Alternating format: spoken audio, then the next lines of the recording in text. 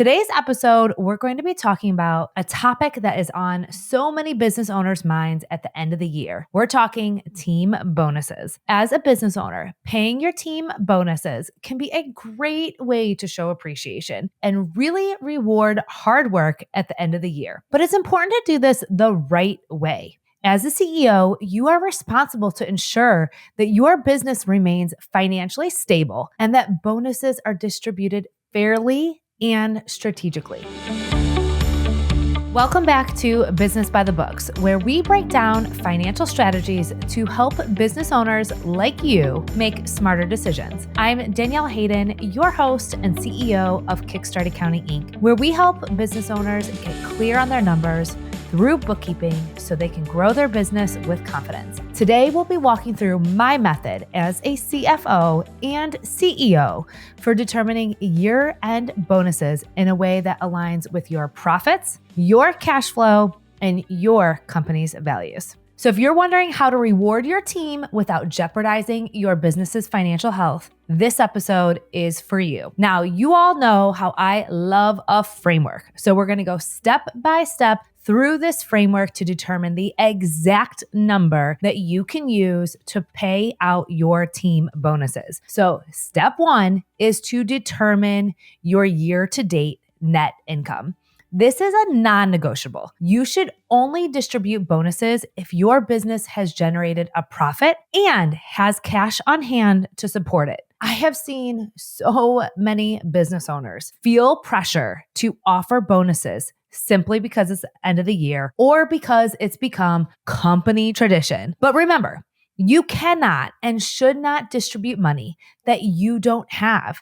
As a business owner, it's easy to get caught up and wanting to reward your team, but it's critical that you have a clear picture of your financials before making any decisions. So step one is to pull up your profit and loss statement directly from your accounting software and look at your net income to ask yourself, is my business profitable this year? If you have had a rough year and there are no profits, then bonuses will need to wait until next year. You can't put your business at risk by spending money you don't have. Now, if you are a Kickstart Accounting Inc. client, I want you to open your last month's snapshot and scroll to the bottom of your snapshot. You will see your year-to-date net income right there, plain and simple. So you know if that number is positive, you have a profit. And if it's a loss, you need to skip bonuses until next year. Step two is to check your cash balance. Once you've confirmed your business is profitable, you need to check your cash balances. Ideally, as a cash management strategy, you have been saving and planning for bonuses throughout the year. So this means that you are setting aside a portion of your revenue every month so that when it comes time for the end of the year, those funds are there and ready to go. If you have planned ahead and you have been saving, then you'll be in a great position to be able to reward your team without putting your cash flow at risk.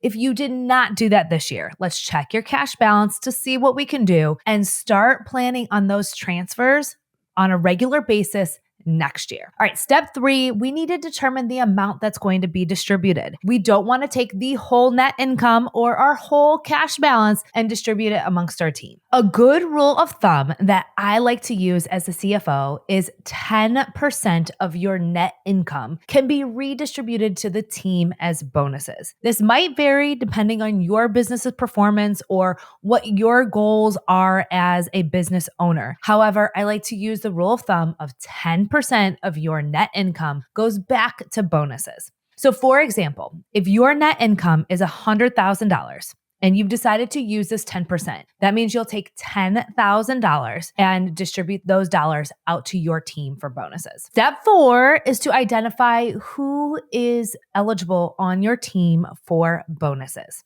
Now, here's what I suggest you do. I want you to list out every single one of your employees. And then you're going to collect any of the applicable data on those employees. Now, if for you, one of your core values is loyalty, then length of service is going to be really important to you, your business, and this decision. So you really want to factor tenure into the bonus calculation. Now, that might not be a core value for you. You might have something else that's a core value. So I want you to collect any information that aligns with your business's core value and list that information out next to each employee's name. Then you're going to factor in performance. Now, remember, when you're thinking about performance, this isn't the employee's performance over the last quarter. We don't want to be short-sighted. We really want to think about what has been this team member's contribution to the business over the entire course of the year. I have 3 metrics: exceptional, meets expectations, and below expectations. Exceptional means that that employee consistently goes above and beyond, exceeding your expectations of that individual and their job. Number 2 is meet expectations. This employee has done a solid job. They come in, they fulfill their role, and they fulfill their responsibilities as expected. Now, below expectations is an employee who might be in need of a performance improvement plan or an action plan in the future. If they are below expectations or currently on an action plan or a performance improvement plan, I would suggest that this employee not be factored into the bonus pool that you have available for your employees. Now, by grading your employees based on these categories, you will be able to create an equitable distribution process amongst these employees, allowing you to reward those employees who have gone above and beyond, while adjusting the bonus amounts for those employees who might need improvement in the future. Quick break before we dive back in. If you're an entrepreneur ready to streamline your financials, Kickstart Accounting has the solution. Our proven bookkeeping services are designed for entrepreneurs like you to provide clear, accurate financial records, giving you time to focus on growing your business. Book a discovery call at kickstartaccountinginc.com/book or click the link in the show notes. Let's get your finances in order so you can scale with confidence. Now, back to the show.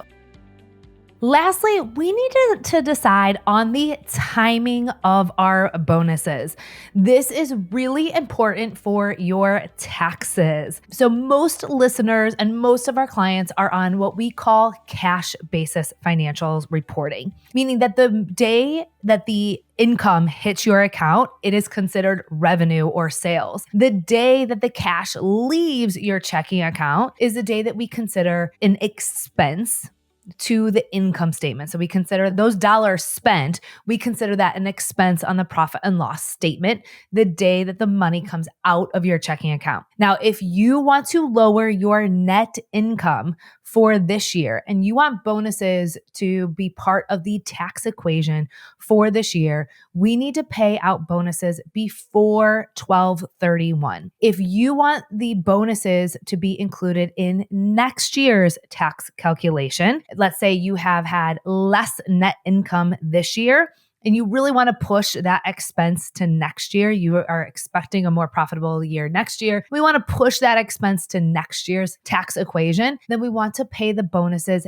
after 12/31. If in previous years you have done the bonus payments in January, then you'll want to be consistent, continuously paying your bonuses in January, February timeline for the tax benefit to be had each and every year. So the time that the bonuses are paid is going to contribute to when that expense is going to be deducted from your net income. So in summary, our framework includes: determine your net income year to date. Check your cash balances to determine the amount of cash you have available for your bonus pool. Determine the amount that's going to be distributed. I recommend using 10% of your net income only if you have enough cash to support those bonuses to be paid, plus the taxes that will need to be paid. Then you will identify the bonus eligible employees and collect any important information on those employees. The information is to help you determine how you will allocate the bonus pool to each individual. Lastly, determine when you will pay out the bonuses, whether it be this year or next year, by talking to your money team. Don't forget to communicate your bonuses to your team and collect the taxes for those employees so they are not stuck paying the taxes on their tax deadline.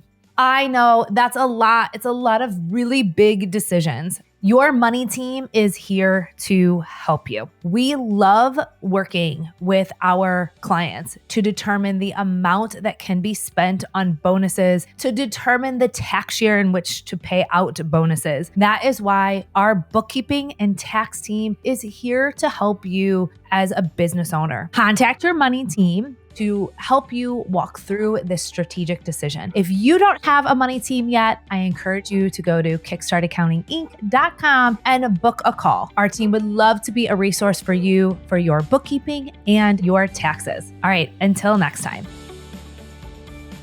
I hope you enjoyed today's episode of Business by the Books. Don't forget to hit like and subscribe. This is the #1 way we can help other entrepreneurs find this podcast, because here at Kickstart Accounting Inc., it is our mission to help entrepreneurs understand their numbers, get access to this information, and grow and thrive in their business. So please help me help other entrepreneurs understand their numbers so they can finally grow and thrive.